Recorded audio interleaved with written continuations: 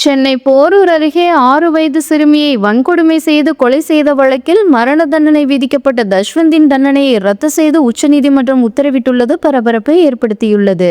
கடந்த 2017ஆம் ஆண்டு சென்னை போரூர் பகுதியை சேர்ந்த தஷ்வந்த் என்ற இளைஞர் அப்பகுதியை சேர்ந்த 6 வயது சிறுமியை வன்கொடுமை செய்து கொலை செய்ததாக குற்றம் சாட்டப்பட்டு கைது செய்யப்பட்டார். அதன் பின்னர் ஜாமீனில் வெளியே வந்த தஷ்வந்த் தனது தாயையும் அடித்து கொலை செய்துவிட்டு தப்பியதாக குற்றம் சாட்டப்பட்டு மும்பையில் கைதானார். இவர் மீதான வழக்கு விசாரணையில் தாய் கொலை வழக்கில் அவரது தந்தை பிறர் சாட்சியாக மாறியதால் அந்த வழக்கில் அவர் விடுவிக்கப்பட்டார். ஆனால் சிறுமியை கொன்ற வழக்கில் குற்றவாளி என உறுதி செய்யப்பட்டு உயர்நீதிமன்றத்தால் மரண தண்டனை உறுதி செய்யப்பட்டது. இதை எதிர்த்து தஷ்வந்த் உச்சநீதிமன்றத்தில் முறையிட்டிருந்த நிலையில் இந்த மேல்முறையீட்டு மனுவை விசாரித்த உச்சநீதிமன்றம் போதிய ஆதாரங்கள் இல்லை என கூறி தஷ்வந்தின் மரண தண்டனையை ரத்து செய்ததுடன் தஷ்வந்தை விடுதலை செய்யவும் உத்தரவிட்டுள்ளது.